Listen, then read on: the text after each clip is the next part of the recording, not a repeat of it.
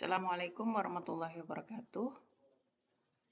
Jumpa lagi dalam pembelajaran metode penelitian kuantitatif. Semoga dimanapun kalian berada dalam keadaan sehat walafiat. Hari ini kita akan belajar tentang proses dan prosedur penelitian kuantitatif. Setelah kemarin kita sudah belajar tentang apa itu metode penelitian, kemudian metode penelitian kuantitatif, ya, mengapa kita melakukan penelitian. Nah, itu sudah kita pelajari. Hari ini kita belajar prosesnya, prosedurnya, langkah-langkahnya di dalam penelitian kuantitatif. Baik, langsung saja. Apa yang akan kita pelajari? Yang pertama adalah prosesnya, proses penelitian kuantitatif seperti apa, kemudian prosedur penulisan karya ilmiah dengan metode kuantitatif itu seperti apa. Jadi langkah-langkahnya terutama nanti dalam penulisan skripsi ya. Juga sistematika bab metode penelitian bab 3-nya seperti apa.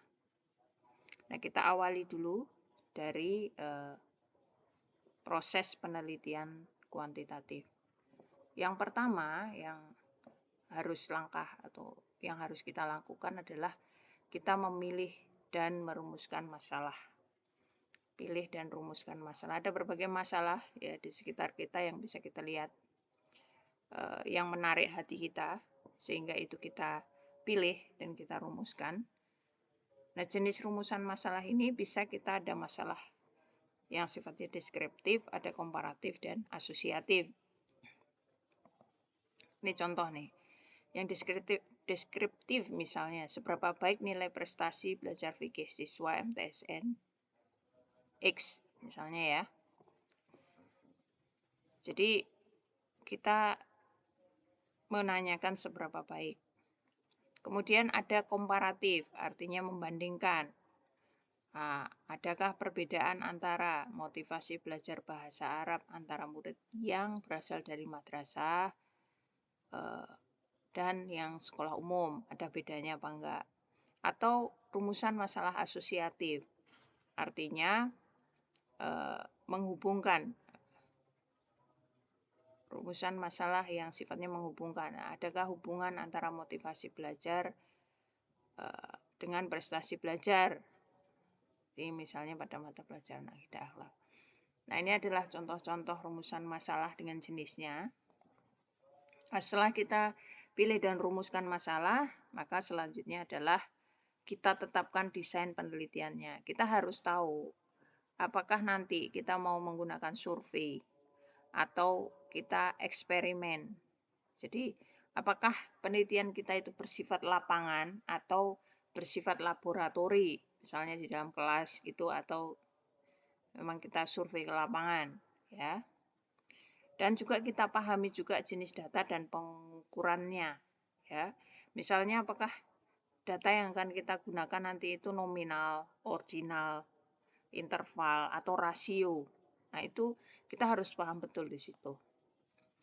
Nah, ini beberapa bentuk desain eksperimen contohnya ya. Selain survei, kita ada juga yang kuanti itu eksperimen.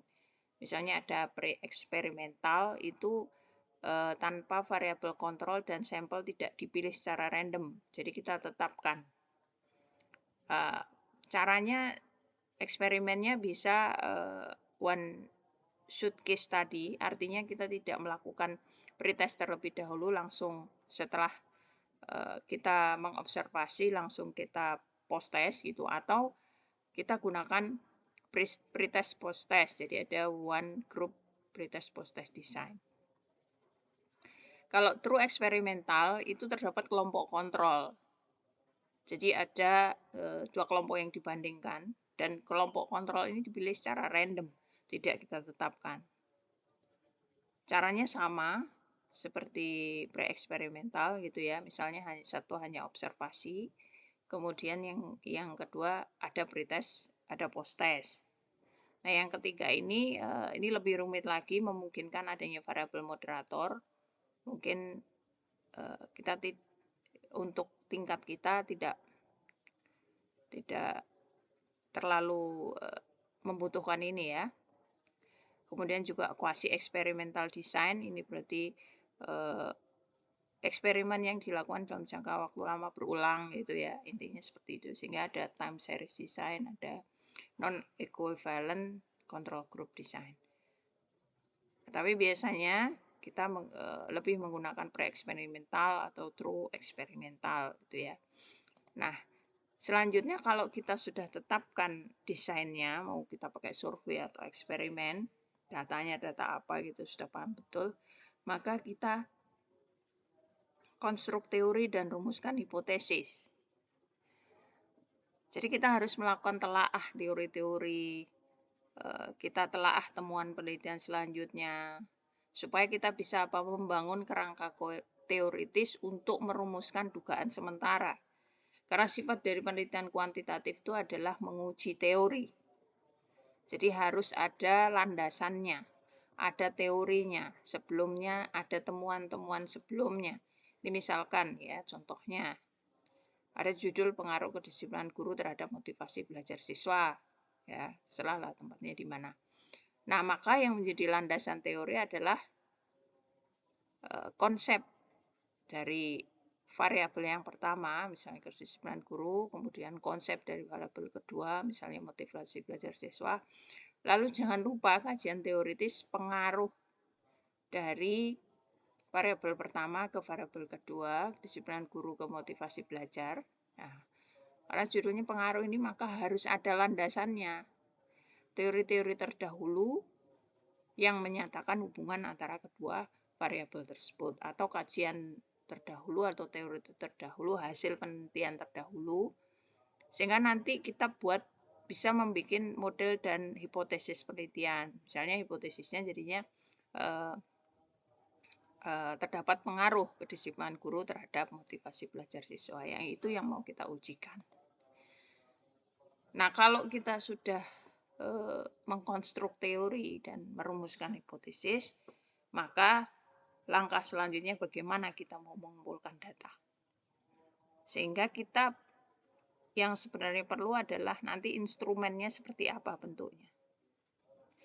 Jadi bentuk instrumen penelitiannya itu, angketnya itu seperti apa. Atau kalau misalnya eksperimen, pre-test, post-testnya seperti apa.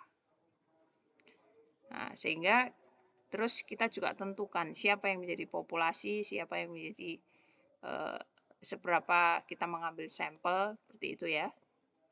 Jadi siapa yang menjadi wilayah generalisasi objek penelitian atau subjek penelitian kita. Lalu yang bagian dari populasi yang mewakili kita ambil berapa persen, ini nanti ada rumus-rumusnya.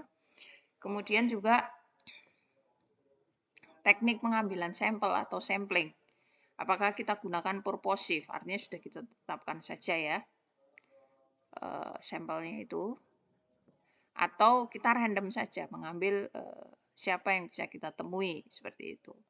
Nah, itu semua harus dipikirkan dalam proses pengumpulan data, dalam tahapan pengumpulan data. Nah, selanjutnya setelah data terkumpul, maka kita lakukan analisis data dan uji hipotesis. Ini pernah kita pelajari dalam statistik ya.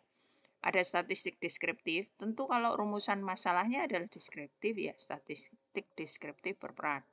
Kalau rumusan masalahnya di situ ada komparatif dan asosiatif, artinya ada uji hubungan gitu ya, maka kita gunakan statistik inferensial. Apakah itu uji beda, misalnya ada uji ya, apa kita gunakan di dalam statistik, uji T, uji F, tergantung jenis dari rumusan masalahnya, sehingga kita tentukan alat statistik yang cocok untuk menguji hubungan tersebut. Nah, kemudian setelah ditemukan hasil, tentu kita interpretasi dan kita diskusikan. Jadi, apakah misalnya hipotesis itu diterima dan ditolak atau ditolak?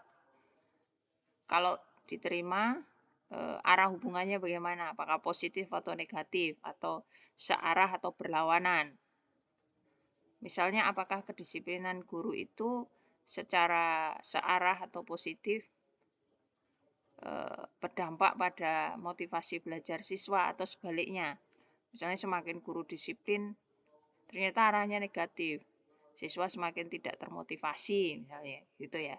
Atau siswa semakin termotivasi. Nah, itu dibahas di sini. Tingkat keeratan hubungannya bagaimana?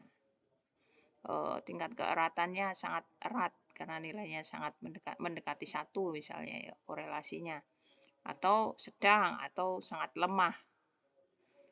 Nah, itu diinterpretasikan di sini, didiskusikan di situ, termasuk juga didiskusikan dengan teori-teori atau hasil-hasil penelitian terdahulu seperti apa. Nah, selanjutnya baru kita buat kesimpulan dan saran yang menjawab rumusan masalah. Kesimpulan tersebut menjawab rumusan masalah. Kemudian saran untuk pihak yang terkait dengan penelitian, ya. Jadi saran itu bisa saran yang sifatnya teoritis ya, untuk memperkaya teori itu ya.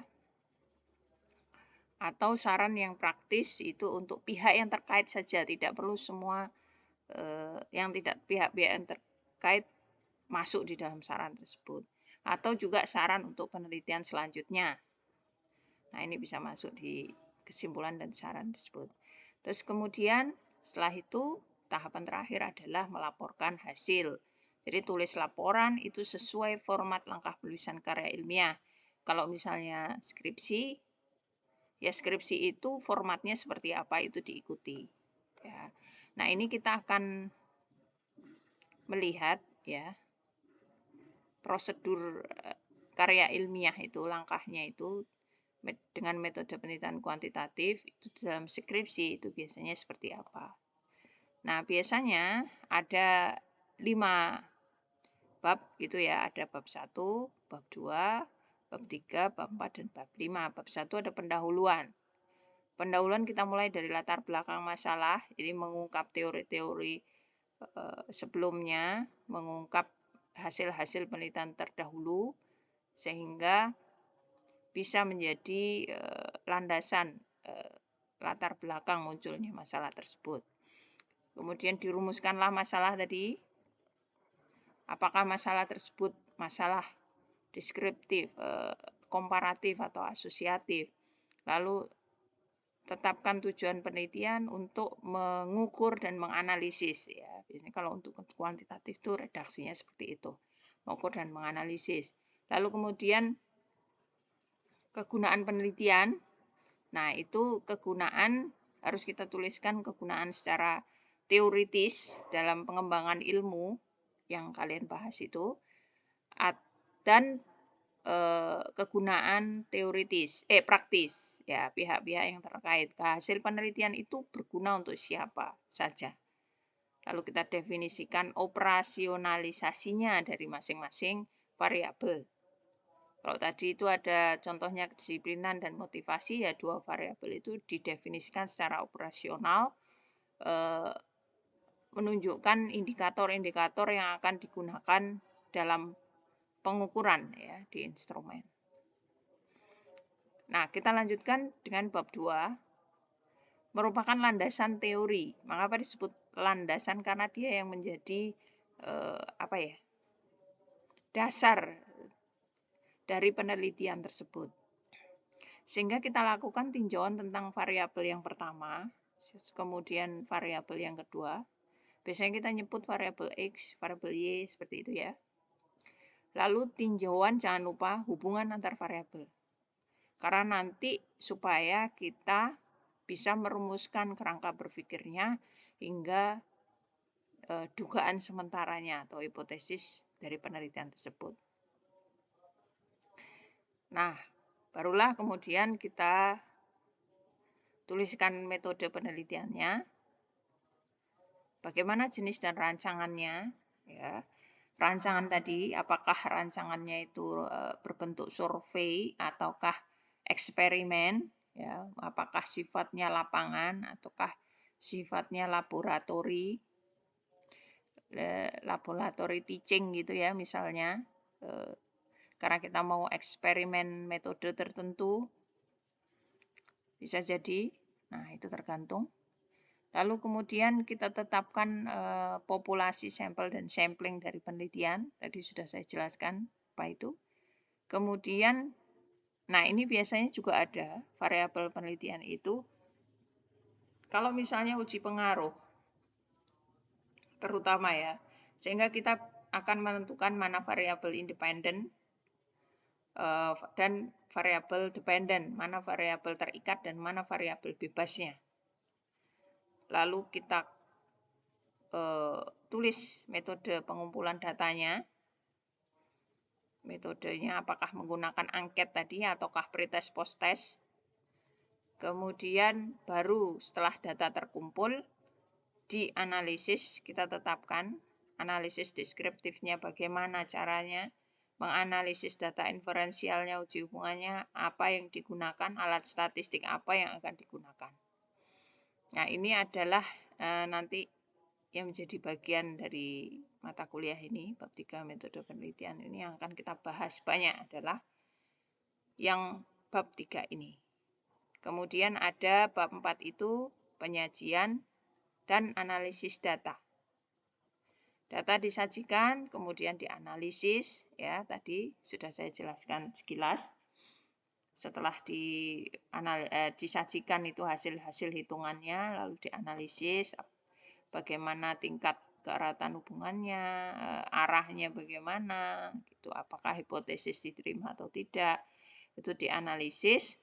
Kemudian bisa juga dibahas dengan teori-teori terdahulu, ya.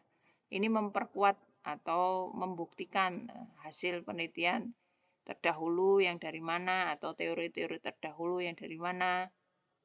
Baru yang terakhir bab 5 penutup ada kesimpulan, ada saran. Kesimpulan menjawab rumusan masalah. Sudah saya jelaskan juga. Lalu saran itu terkait dengan pihak-pihak yang bisa berkepentingan dengan hasil dari temuan tersebut, ya. Siapa saja yang kira-kira bisa diberikan saran merujuk pada hasil penelitian yang sudah ditemukan. Nah, itu tadi prosedur kita menulis ya, mulai bab 1 dari bab 5 dan selesai, dan penelitian berarti sudah selesai kalau sudah bab 5 ya. Nah, demikian apa yang kita pelajari hari ini, semoga bermanfaat. Saya akhiri, wassalamualaikum warahmatullahi wabarakatuh.